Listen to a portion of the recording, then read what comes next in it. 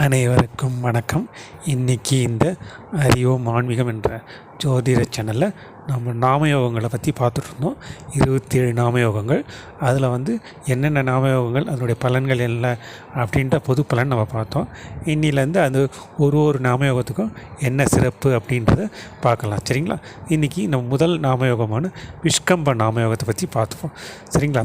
இந்த விஷ்கம்ப நாமயோகம் அப்படின்றது 27 நாமயோகங்களில் முதலாவது நாமயோகம் அப்படின்றது வரும். இந்த விஷ்கம்ப நாமயோகத்தில் பிறந்தவர்கள் எப்படி இருப்பாங்க, அவங்க அவங்க நடவடிக்கைகள் எப்படி இருக்கும், அவங்க செயல்கள் தொழில்கள் என்ன, நோய்கள் எப்படி இருக்கும், அவங்க வணங்க வேண்டிய ஸ்தலங்கள், பரிகார ஸ்தலங்கள் எல்லாம் என்னன்றது இந்த பகுதியில் நம்ம பார்க்கலாம். சரிங்களா? இந்த விஷ்கம்ப நாமயோகம் அப்படின்றது பார்த்தோம்னா முதலாவது நாமயோகம் நம்ம சொன்னோம். இதுக்கு யோகியாக பார்த்திங்க அப்படின்னா பூச நட்சத்திரம், சனி பகவானோட பூச நட்சத்திரம். சனி பகவான் யோகியாக வருவார். யோக நட்சத்திரமாக பூச நட்சத்திரம் வரும். அதே மாதிரி அவயோகியாக சந்திர பகவானும் திருவோண நட்சத்திரம் அவயோகி நட்சத்திரமாக வரும். சரிங்களா? அப்போது இந்த நட்சத்திரம், இந்த விஷ்கம்ப நாமயோகத்தில் பிறந்தவங்களுக்கு கடக ராசியில் பூச நட்சத்திரம் இருக்குங்களா, இந்த கடக ராசியில் ஒரு கிரகம் இருந்தாலோ அல்லது பூச நட்சத்திரத்தில் ஒரு பூச நட்சத்திரத்தில் ஒரு கிரகம் இருந்தாலும், அதே மாதிரி சனி பகவான் எந்த நட்சத்திர சாரத்தில் இருக்காரோ அந்த தசா காலங்கள்லையும் இந்த கடகராசி பூச நட்சத்திர எந்த கிரக அந்த தசா காலங்கள்லையும் இவர்களுக்கு அதிகமான நன்மைகளை இவர்களுக்கு செய்வார் அப்படின்னு நம்ம சொல்லலாம். அத்தகைய சிறப்பு இந்த பூச நட்சத்திரம், இந்த விஷ்கம்ப நாமயோகத்தில் இருக்கவங்களுக்கு இருக்குது. அதே மாதிரி இந்த அவயோகி அப்படின்னு சொல்லிக்கிறோம், சந்திரன் சொல்லியிருந்தோம் இல்லையா, சந்திரன் திருவோண நட்சத்திரம். திருவோண நட்சத்திரத்தில் ஒரு கிரகம் இருந்தாலோ அல்லது திருவோண நட்சத்திர இந்த கிரகம் இருந்தாலோ சந்திரன் எந்த நட்சத்திர சாரத்தில் இருக்காரோ அந்த நட்சத்திரம் இதனால் இந்த அதிபதி தசா காலங்களில் இந்த ஜாதகருக்கு நன்மைகள் அவ்வளோ நடக்காது, தீய பலன்களே அதிகமாக நடக்கும் அப்படின்னு நம்ம சொல்லலாம்.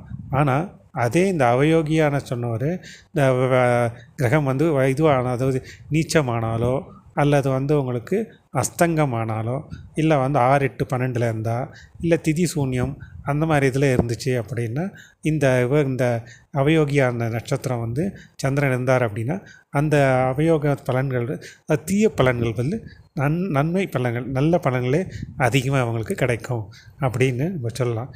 பொதுவாகவே இந்த விஷ்கம்ப நாமயோகத்தில் பிறந்தவங்க தயவான்கள், தயாள குணம் உள்ளவர்கள், தர்ம சிந்தனையாளர்கள், உதவும் மனப்பான்மை எல்லாமே நல்லாயிருக்கும். எந்த ஒரு வேலையும் தீர்க்கமாக செய்பவர்களாக இருப்பாங்க. இவர்கள் சொத்துக்கள் எல்லாமே இவர்கள் இயற்கையாகவே இருக்கும். அப்படி இல்லைன்னா இவர்கள் வாழும் காலகட்டத்தில் சொந்தமாக வீடு, வண்டி, வாகனம் எல்லாம் வாங்கிடுவாங்க. அதே மாதிரி இவர்கள் வாழ்ந்ததுனால இவர்கள் முன்கோபம், பிடிவாத குணம் அதிகமாக இருக்கும். தானுன்ற கர்வமும் கொஞ்சம் இவர்களுக்கு இயற்கையாகவே இருக்கும். இது இந்த நாமயோகத்தினோட முதலாவது நாமயோகம் அது வர்றது. ஓகேங்களா? இது அப்படி பார்த்தா மேஷ ராசியிலே வரும். ஸோ அது செவ்வாயினோட இதெல்லாம் அந்த இருக்கிறதுனால இவர்களுக்கு முன்கோபம் கொஞ்சம் அதிகமாக வரும். அதாவது தைரியம் எல்லாமே இருக்கும், தன்னம்பிக்கை, தைரியம் எல்லாமே இருக்கும். முன்கோபம் அதிகமாக இருக்கும். டக்குன்னு ஒருத்தர் ஒரு வார்த்தையை விட்டுருவாங்க.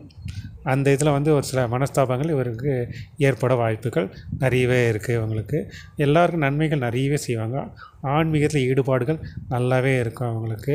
இவர்கள் தீர்க்க தரிசிகள் சொல்லலாம். பின்னாடி நடக்கிறத முன்னாடியே அறியும் தீர்க்க தரிசிகள்னு சொல்லலாம்.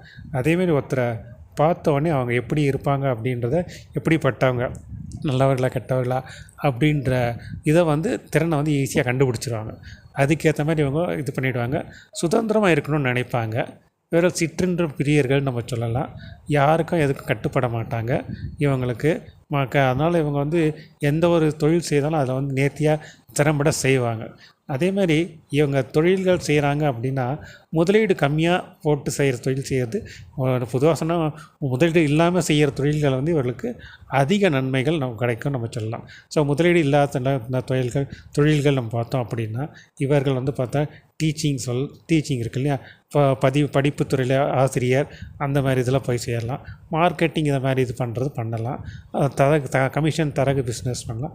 இவங்களுக்கு இன்னும் சிம்பிளாக சொன்னால் இவர்களுக்கு முதலீடு இல்லாத செய்ய தொழில்னா ஜோசியம் இவங்களுக்கு ஈஸியாக வரும். அஸ்ட்ராலஜி இந்த ஈஸியாக கற்றுக்கலாம். அவங்க ஈஸியாக கைவந்த கலை அவங்களுக்கு. நியூமராலஜி, நேமாலஜி இதெல்லாம் இவங்க ஈஸியாகவே கற்றுப்பாங்க. ஈஸியாக இதில் முன்னேற்றம் அதிகமாக காண்பாங்க இவங்க. கேதுவோட இதில் இருக்கிறதுனால இவர்கள் வந்து இயற்கையாக வந்து இந்த கேள்வி ஞானம் அதிகமாக இருக்கவங்களுக்கு அறிவு திறம்படை மிக்கவர்கள் நம்ம சொல்லலாம். அத்தகைய தன்மை மிக்கவர்கள் இந்த விஷ்கம நாமயோகத்தை பிறந்தவர்கள் சொல்லலாம். அதேமாதிரி இவங்க வந்து மாந்திரிகம் அந்த இதிலலாம் கூட இவர்களுக்கு கை சித்தம் ஆகும். இவங்க கை சித்தம் இவங்களுக்கு ஈஸியாக அமையும். அவங்களுக்கு அந்த மாதிரி இதில் கூட சொல்கிறதுக்கு உங்களுக்கு பளிச்சிடும் அவங்க சொன்னாங்கன்னா. அந்த மாதிரி வந்து அத்தகைய தன்மையை மிக்கவர்கள் இந்த விஷ்கம நாமயோகத்தில் பிறந்தவர்கள் அப்படின்னு நம்ம சொல்லலாம். இவர்கள் யோக தசை நல்லாவே நடக்கும். அவங்களுக்கு திறம்பட செயல்படுபவர்கள் தான். ஓகேங்களா. தொழிலும் இவங்களெல்லாம் இந்த மாதிரி தொழில் நம்ம சொல்லிட்டோம். ஸோ இவர்களுக்கு வந்துட்டு யோக நட்சத்திரம் அப்படின்னு பார்த்தோம் அப்படின்னா வந்து உங்களுக்கு சொல்லியிருந்தேன் பூச நட்சத்திரம் சொன்னோம். அதே மாதிரி வந்து அவயோகி வந்து சந்திரன் திருவோண நட்சத்திரம் இது சொல்லிடணும். சரிங்களா. இவர்கள் வந்து வழிபட வேண்டிய ஸ்தலங்கள் அப்படின்னு பார்த்தோம் அப்படின்னா இவர்கள் வந்து அடிக்கடி வந்து திருப்பரங்குன்றம் சென்று அங்கே இருக்க முருகப்பெருமானையும் அங்கே வந்து மச்சமுனி சித்தர்னு இருப்பார். அந்த சித்தர் வழிபாடு இவங்க செய்து வந்தாங்க அப்படின்னா இவர்களுக்கு வந்து வாழ்க்கையில் என்றைக்கு வந்து வெற்றிகளே அதிகமாக கிடைக்கும். தீமைகள் எதுவும் குறைஞ்சிட்டு நன்மைகள் அதிகமாக கிடைக்கும் நம்ம சொல்லலாம். அதே மாதிரி இவர்களுக்கு யோகி அவயோகி 2 சொல்லியிருந்தோம்ல, அந்த யோகி அவயோகிக்கான கோயில்கள் என்ன அப்படின்றது இப்போ நம்ம பார்க்கலாம். ஸோ அந்த யோகியான சனி பகவான் யோகியாக வரார். ஓகேங்களா. அவருக்கான இவங்க வழிபட வேண்டிய ஸ்தலங்கள் என்ன பார்த்தோம் அப்படின்னா தஞ்சாவூர் மாவட்டத்தில் இருக்க தென்குடி திட்டை அப்படின்னு வழங்கப்பட்ட குருஸ்தலம். ஓகேங்களா. அங்கே வசிஷ்டேஸ்வரர் ஆலயம். அந்த வசிஷ்டேஸ்வரர் ஆலயத்துக்கு போயிட்டு அவங்க வழிபாடு செய்து ஒரு வாட்டி போயிட்டு வராங்க அப்படின்னா வந்து இவர்கள் நன்மை அதிகமாக நினைக்கும். அதே மாதிரி அங்கே போகும்போது அங்கே வந்து அம்பாள் வந்து உங்களுக்கு உலகநாயகி அம்பாள் பேர், மேலும் மங்களாம்பிகை அப்படின்னு சில பெயர்கள்லாம் இருக்கும். அந்த அம்பாள் வந்து தெற்கு நோக்கி நின்ற கோலத்தில் இருப்பாங்க. ஸோ அங்கே வழிபட்டு வரும்போது அந்த அம்பாள் வழிபடும் போது இவர்களுக்கு வெளியே நின்று நம்ம கும்பிட்றோம் இல்லைங்களா சாமி, அப்போது இவர் கூரைக்கு மேலே பார்த்தோம் அப்படின்னா வந்து அந்த மேல் கூரையில் அங்கே வந்து 12 ராசிக்கான சின்னங்கள் சக்கரை மாதிரி அங்கே இருக்கும். அதுக்கு நேராக நின்று வழிபட்டு சாமியை தரிசனம் பண்ணுறாங்க அப்படின்னா கோடி புண்ணியங்கள் இவர்களுக்கு கிடைக்கும் நம்ம சொல்லலாம். மேலும் இந்த ஸ்தலம் வந்து பார்த்தோம் அப்படின்னா குருதோஷம் இருக்கவங்களுக்கும் வந்து இந்த ஸ்தலம் வழிபடுறது வந்து மேலும் சிறப்புகள் நிறையவே இருக்குது அப்படின்னு சொல்லலாம். அதே மாதிரி இந்த யாருக்கெல்லாம் வந்து இந்த குரு பகவான் வந்து இந்த சந்திரனோட நட்சத்திரமான ரிஷப ராசியில் வந்து உங்களுக்கு ரோகிணி நட்சத்திரம் இருக்கும். அதே மாதிரி வந்து கன்னி ராசியில் வந்து அஸ்த நட்சத்திரத்தில் இருக்கும். மகர ராசியில் வந்து திருவோண நட்சத்திரத்தில் இருக்கும். இந்த ராசிகளில் குரு பகவான் இருந்தார் அப்படின்னா இவர்கள் வந்து இந்த இருக்கிற குரு பகவானால் அவர் தர வேண்டிய நற்பலன்கள் வந்து அந்தளவுக்கு தடைப்பட்டு போயிட்டே இருக்கும். இவர்கள் வந்து இந்த கோயில் சென்று வழிபட்டு வந்தாங்க அப்படின்னா இவர்கள் நிவர்த்திகள் நன்மைகள் அதிகமாக கிடைக்கும்னு நம்ம சொல்லலாம். சரிங்களா. இது யோகி. அதே மாதிரி அவயோகியான சந்திர பகவான் அவரை போய் வணங்குறதுனால என்ன அப்படின்னா அவருக்கு வந்து சேரமாதேவியில் இருக்க திருமேனி அழகு திருமேனிநாதர் கோயில், சிவன் கோயில், அந்த கோயிலில் போயிட்டு அங்கே வந்து சந்திர பகவானுக்கு ஒரு அபிஷேகம் பண்ணிட்டு வந்தாங்க அப்படின்னா அவயோகி அந்த தசா காலங்களுக்கு தீமைகள் குறைந்து நன்மைகள் அதிகமாகவே கிடைக்கும் நம்ம சொல்லலாம். சரிங்களா. அத்தகைய இது வந்து இந்த இதில் இருக்குது. மேலும் இவர்கள் வந்துட்டு என்ன பண்ணலாம் அப்படின்னா பரிகாரமாக வேறு என்ன சொல்லலாம் அப்படின்னா இவர்கள் லக்ஷ்மி அயகிரிவரை வழிபாடு செய்து அவருக்கு வந்து புட்டு நிவேதியம் பண்ணணும். புட்டு நிவேதியம் பண்ணிவிட்டு அந்த காயத்ரி மந்திரம் இருக்கு இல்லைங்களா, அந்த ஞானானந்தமயம் நிர்மல ஸ்படிகாக்குதுன்னு வரும். ஸோ அந்த மந்திரத்தை சொல்லி இவர்கள் வந்து வழிபட்டு வந்தாங்க அப்படின்னா இவர்கள் வாழ்க்கையில் என்றைக்குமே வந்து வெற்றிகள் நிச்சயமாக கிடைக்கும். இந்த ஜென்மத்தில் இவர்கள் ஏன்னா ஒவ்வொருத்தரும் ஒரு இதில் பிறக்கிறாங்கன்னா அதில் ஏதாவது ஒரு காரியம் இல்லாமல் இருக்காது. இந்த இதில் எந்த கர்மானால் இந்த விஷ்கம நாமத்தில் பிறந்திருக்காங்களோ அதற்கான வந்து அதுலேருந்து விடுபட்டு நற்கதி அடைய இந்த லக்ஷ்மி அயகிரி வழிபாடு செய்கிறது, இந்த புட்டு நிவேதம் பண்ணி வழிபாடு செய்து அயகிரிவர் மந்திரத்தை சொல்கிறது மேலும் சிறப்புகள் இவருக்கு தரும்னு சொல்லலாம். சரிங்களா.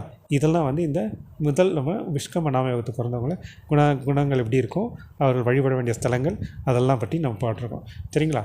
இதை பார்த்து மேலும் பயன்படும் கேட்டுக்கொள்கிறேன். அடுத்த பதிவில் அடுத்த யோகத்தை பற்றி நம்ம பார்க்கலாம். சரிங்களா. நன்றி, வணக்கம்.